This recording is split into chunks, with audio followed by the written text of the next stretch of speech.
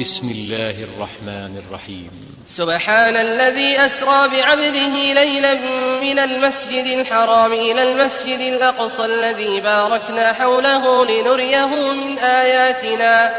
إنه هو السميع البصير. وآتينا موسى الكتاب وجعلناه هدى لبني إسرائيل ألا تتخذوا من دوني وكيلا ذرية من حملنا مع نوح إنه كان عبدا شكورا. وقضينا إلى بني إسرائيل في الكتاب لتفسدن في الأرض مرتين ولتعلن علوا كبيرا. فإذا جاء وعد أولاهما بعثنا عليكم عبادا لنا أولي بأس شديد فجاسوا خلال الديار وكان وعدا مفعولا. ثم رددنا لكم الكرة عليهم وأمددناكم بأموال وبنين وجعلناكم أكثر نفيرا. إن أحسنتم أحسنتم لأنفسكم وإن أسأتم فلها. فإذا جاء وعد الآخرة ليسوءوا وجوهكم وليدخلوا المسجد كما دخلوه أول مرة وليتبروا ما علوا تتبيرا. عسى ربكم أن يرحمكم وإن عدتم عدنا وجعلنا جهنم للكافرين حصيرا. إن هذا القرآن يهدي للتي هي أقوم ويبشر المؤمنين الذين يعملون الصالحات أن لهم أجرا كبيرا وأن الذين لا يؤمنون بالآخرة اعتدنا لهم عذابا أليما. ويدعو الإنسان بالشر دعاءه بالخير وكان الإنسان عجولا. وجعلنا الليل والنهار آيتين فمحونا آية الليل وجعلنا آية النهار مبصرة لتبتغوا فضلا من ربكم ولتعلموا عدد السنين والحساب وكل شيء فصلناه تفصيلا. وكل إنسان ألزمناه طائره في عنقه ونخرج له يوم القيامة كتابا يلقاه منشورا. اقرأ كتابك كفى بنفسك اليوم عليك حسيبا. من اهتدى فإنما يهتدي لنفسه ومن ضل فإنما يضل عليها ولا تزر وازرة وزر أخرى وما كنا معذبين حتى نبعث رسولا. وإذا أردنا أن نهلك قرية أمرنا متر فيها ففسقوا فيها فحق عليها القول فدمرناها تدميرا. وكم أهلكنا من القرون من بعد نوح وكفى بربك بذنوب عباده خبيرا بصيرا. من كان يريد العاجلة عجلنا له فيها ما نشاء لمن نريد ثم جعلنا له جهنم يصلاها مذموما مدحورا. ومن أراد الآخرة وسعى لها سعيها وهو مؤمن فأولئك كان سعيهم مشكورا. كلا نمد هؤلاء وهؤلاء من عطاء ربك وما كان عطاء ربك محظورا. انظر كيف فضلنا بعضهم على بعض وللآخرة أكبر درجات وأكبر تفضيلا. لا تجعل مع الله إلها آخر فتقعد مذموما مخذولا. وقضى ربك ألا تعبدوا إلا إياه وبالوالدين إحسانا. إما يبلغن عندك الكبر أحدهما أو كلاهما فلا تقل لهما أف ولا تنهرهما وقل لهما قولا كريما. واخفض لهما جناح الذل من الرحمة وقل رب ارحمهما كما ربياني صغيرا ربكم أعلم بما في نفوسكم إن تكونوا صالحين فإنه كان للأوابين غفورا وآت ذا القربى حقه والمسكين وابن السبيل ولا تبذر تبذيرا إن المبذرين كانوا إخوان الشياطين وكان الشيطان لربه كفورا وإما تعرضن عنهم ابتغاء رحمة من ربك ترجوها فقل لهم قولا ميسورا ولا تجعل يدك مغلولة إلى عنقك ولا تبسطها كل البسط فتقعد ملوما محسورا إن ربك يبسط الرزق لمن يشاء ويقدر إنه كان بعباده خبيرا بصيرا ولا تقتلوا أولادكم خشية إملاق نحن نرزقهم وإياكم إن قتلهم كان خطأ كبيرا ولا تقربوا الزنا إنه كان فاحشة وساء سبيلا ولا تقتلوا النفس التي حرم الله إلا بالحق ومن قتل مظلوما فقد جعلنا لوليه سلطانا فلا يسرف في القتل إنه كان منصورا ولا تقربوا مال اليتيم إلا بالتي هي أحسن حتى يبلغ أشده وأوفوا بالعهد إن العهد كان مسؤولا وأوفوا الكيل إذا كلتم وزنوا بالقسطاس المستقيم ذلك خير وأحسن تأويلا ولا تقف ما ليس لك به علم إن السمع والبصر والفؤاد كل أولئك كان عنه مسؤولا ولا تمش في الأرض مرحا إنك لن تخرق الأرض ولن تبلغ الجبال طولا كل ذلك كان سيئه عند ربك مكروها ذلك مما أوحى إليك ربك من الحكمة ولا تجعل مع الله إلها آخر فتلقى في جهنم ملوما مدحورا أفأصفاكم ربكم بالبنين واتخذ من الملائكة إناثا إنكم لتقولون قولا عظيما ولقد صرفنا في هذا القرآن ليذكروا وما يزيدهم إلا نفورا قل لو كان معه آلهة كما يقولون إذا لابتغوا إلى ذي العرش سبيلا سبحانه وتعالى عما يقولون علوا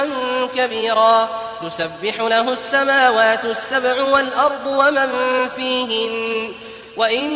من شيء إلا يسبح بحمده ولكن لا تفقهون تسبيحهم إنه كان حليما غفورا وإذا قرأت القرآن جعلنا بينك وبين الذين لا يؤمنون بالآخرة حجابا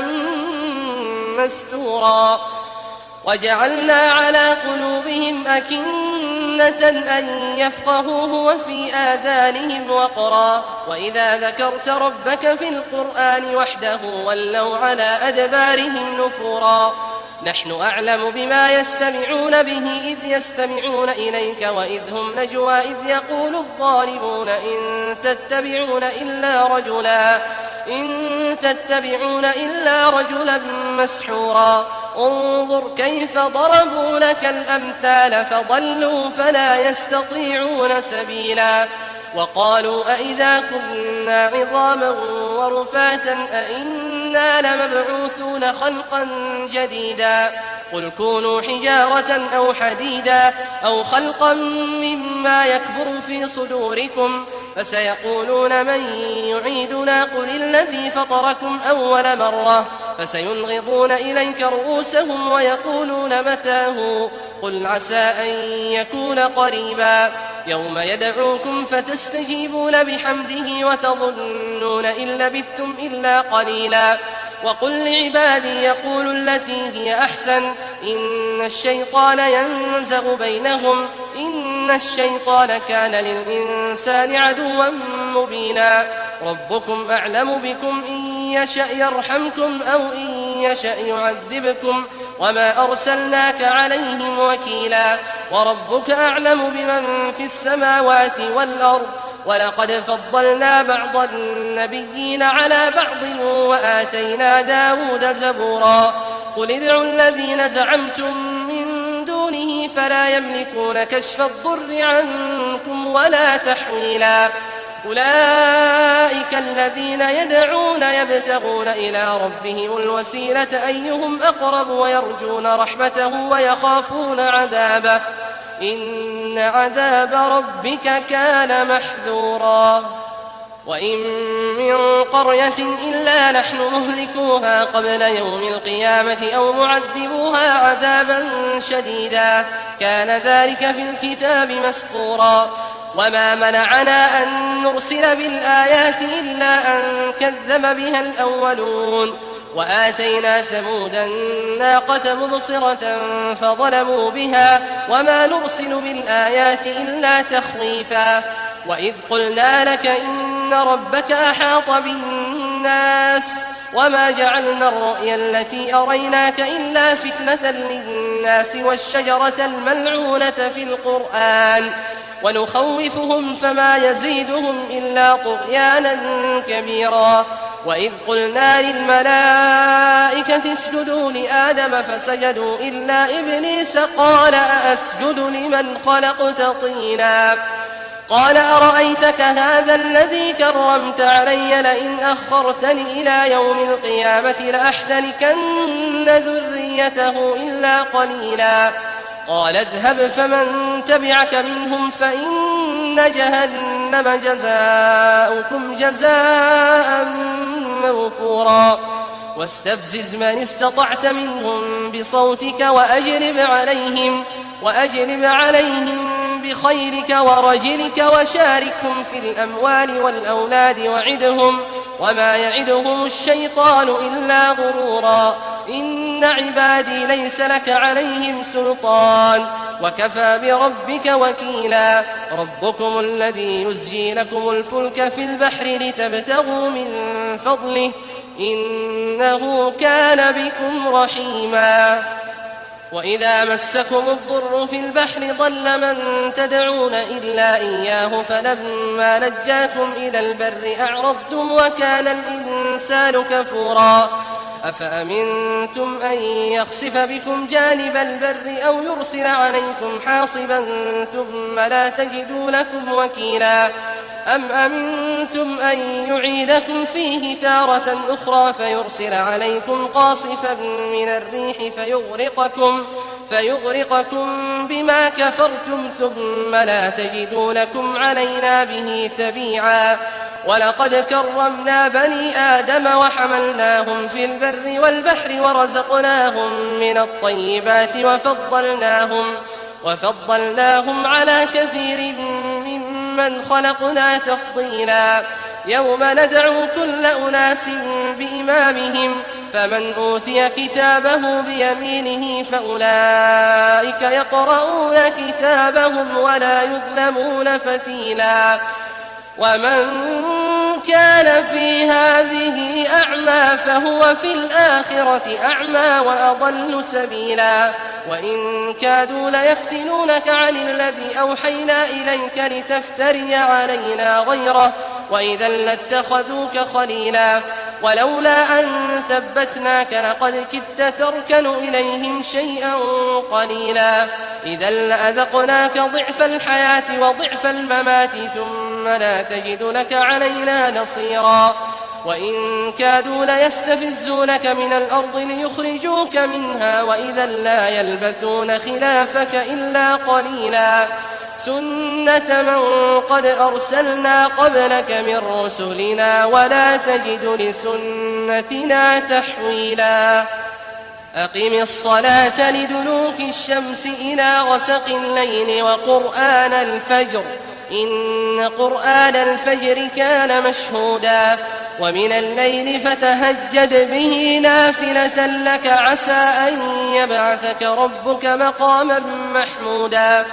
وقل رب أدخلني مدخل صدق وأخرجني مخرج صدق واجعل لي من لدنك سلطانا نصيرا وقل جاء الحق وزهق الباطل إن الباطل كان زهوقا وننزل من القرآن ما هو شفاء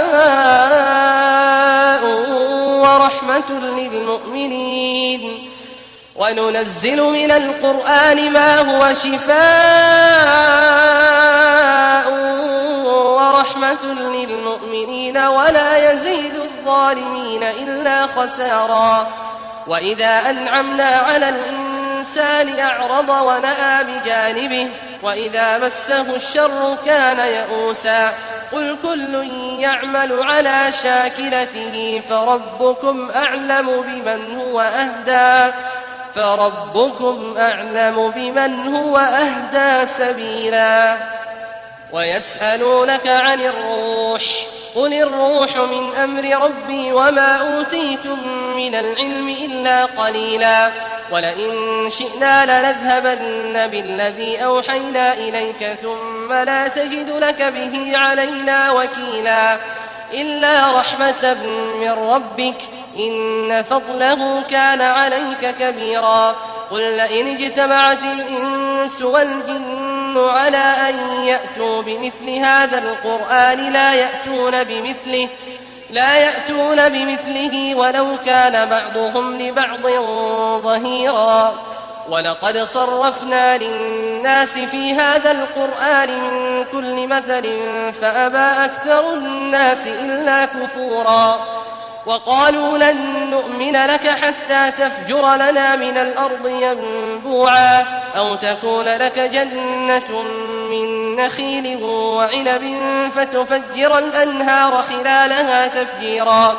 أو تسقط السماء كما زعمت علينا كسفا أو تأتي بالله والملائكة قبيلا أو يكون لك بيت من زخرف أو ترقى في السماء ولن نؤمن لرقيك حتى تنزل علينا كتابا نقرأه قل سبحان ربي هل كنت إلا بشرا رسولا وما منع الناس أن يؤمنوا إذ جاءهم الهدى إلا أن قالوا أبعث الله بشرا رسولا قل لو كان في الأرض ملائكة يمشون مطمئنين لنزلنا عليهم من السماء ملكا رسولا قل كفى بالله شهيدا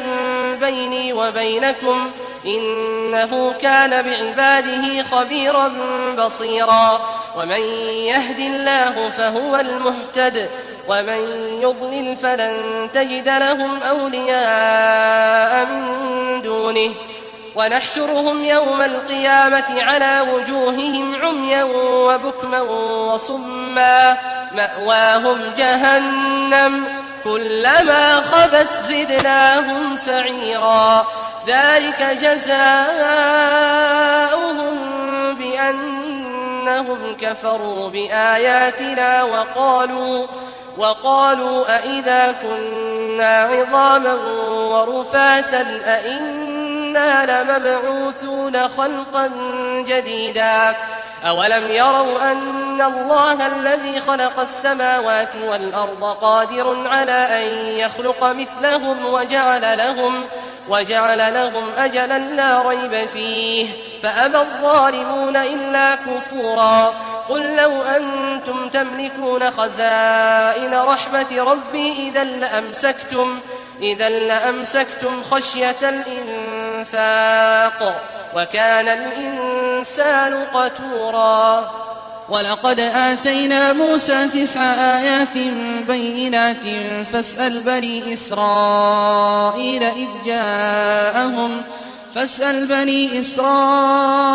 إذ جاءهم فقال له فرعون وإني لأظنك يا موسى مسحورا قال لقد علمت ما أنزل هؤلاء إلا رب السماوات والأرض بصائر وإني لأظنك يا فرعون مثبورا فأراد أن يستفزهم من الأرض فأغرقناه ومن معه جميعا وقلنا من بعده لبني إسرائيل اسكنوا الأرض فإذا جاء وعد الآخرة جئنا بكم لفيفا وبالحق أنزلناه وبالحق نزل وما أرسلناك إلا مبشرا ونذيرا وقرآنا فرقناه لتقرأه على الناس على مكث ونزلناه تنزيلا قل آمنوا به أو لا تؤمنوا إن الذين أوتوا العلم من قبله إذا يتلى عليهم يخرون للأذقان سجدا ويقولون سبحان ربنا إن كان وعد ربنا لمفعولا ويخرون للأذقان يبكون ويزيدهم خشوعا قل ادعوا الله أو ادعوا الرحمن أيما تدعوا فله الأسماء الحسنى ولا تجهر بصلاتك ولا تخافت بها وابتغ بين ذلك سبيلا وقل الحمد لله الذي لم يتخذ ولدا ولم يكن له شريك في الملك ولم يكن له ولي من الذل وكبره تكبيرا.